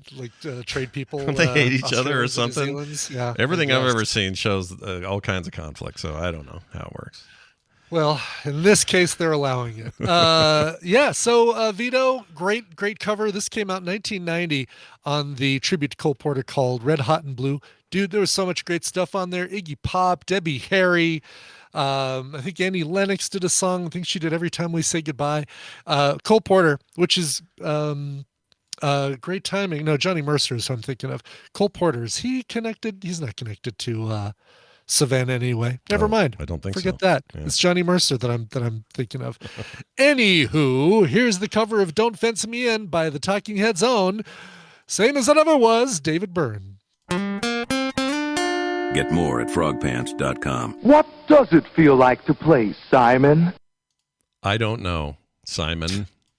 Somebody was